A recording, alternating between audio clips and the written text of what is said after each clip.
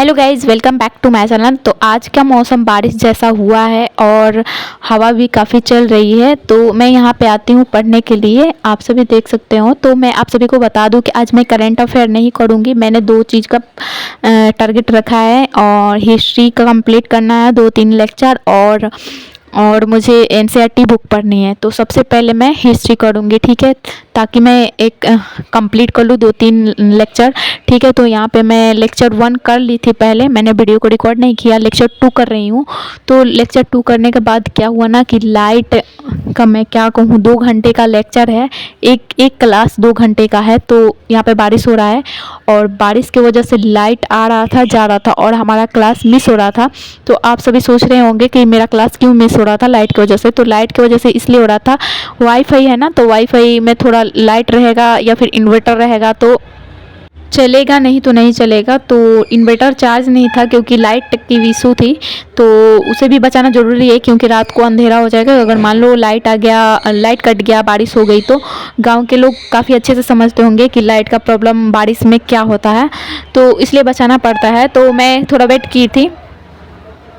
ऐसा हो रहा था ना कि आ रहा था, जा रहा था, ये बारिश होने लगी यहाँ पे। उसके बाद मैं थोड़ा लाइट नहीं था तो मैं यहाँ पे भुट्टा को भूंजी थी और चाय बनाई थी साथ में, ठीक है। कि चाय, भुट्टा भुजा गया था और चाय को मैं बना रही थी और सबके लिए भी बनाई थी, ठीक है, और ये सबको दे भी दी थी। और उसके बाद मैं मेहंदी लगाई थी, मेरी बहन और छोटे पापा की बेटी लगाई थी। फिर उसके बाद लाइट आ गया तो मैं यहाँ पे बैठ गई थी पढ़ने के लिए।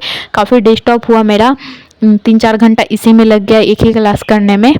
तो क्या हुआ कि यहाँ पे इस्लाम के बारे में पढ़ाया जा रहा था मध्यकालीन में, ठीक है, कहाँ से उदय हुआ था और लिखवाया भी जा रहा था। तो एक बार क्या हुआ ना, लाइट कट गया था, तो आया ही नहीं। तो मैं सोची कि एनसीईआरटी कर लेती हूँ, बाद में जो क्लास छूटा हुआ है। मैं आज सोच रही थी कि लेक्चर 1, 2, 3, 4 तक मैं कर लूँगी। एक कंप्लीट हो गया था, बस दूसरा मैं कर रही थी, तभी से प्रॉब्लम आने लगा लाइट का।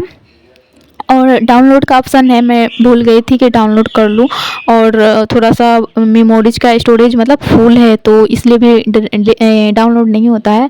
इसलिए मैं सोची कि थोड़ा सा लाइव मतलब जैसे ऐसे रिकॉर्डेड पढ़ लो, फिर जाके डिलीट कैसे होगा, थोड़ा दिक्कत होता है, कम स्पेस वाला फ़ोन है तो, ठीक है। तो यहाँ पे लिखवाया भी जा रहा था, समझाया भी जा रहा था। और मैं बता दूँ आप सभी को, अगर आप सभी किसी चीज़ की प्रिपरेशन करते हैं और आप ज़्यादातर लेक्चर सुनेंगे तो अच्छा से समझ में आता है। और नोट्स है कि आप अगर कभी मिस हो गए रिवीजन करने के लिए अच्छा रहेगा। नोट्स भी करना चाहिए और समझना भी चाहिए। तो यहाँ पे मैं लेकर बैठती हूँ एनसीईआरटी का बुक, जो कि 8 क्लास का ही है सब, और एक 11th क्लास का ज्योग्राफी है। आप सभी देख लो, यहाँ पे राजनीतिक शास्त्र में पढ़ूंगी। तो ये बुक देख लो, सारे 8 क्लास के हैं और एक ना 11 क्लास का है ज्योग्राफी, आप लोग देख रहे होंगे 2 नंबर पे है।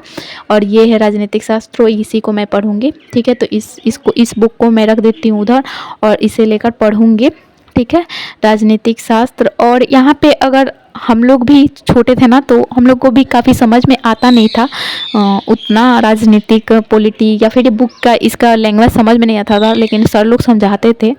पर आप लोग अगर पढ़ेंगे तो आप लोगों को खुद समझ में नहीं आएगा कि ये दिया क्या है, पूरा मीनिंग समझ में नहीं आता। लेकिन अब आप पढ़ोगे तो आपको समझ में आने लगेगा।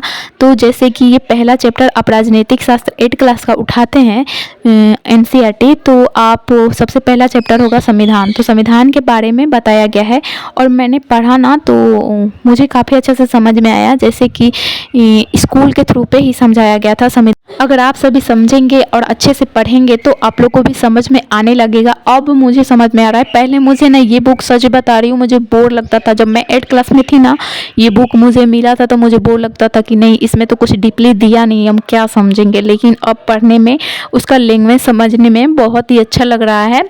और आप लोग भी पढ़ना, क्योंकि ये हम लोग का लैंग्वेज सुधारने के लिए ये बुक पढ़ा जाता है एनसीईआरटी।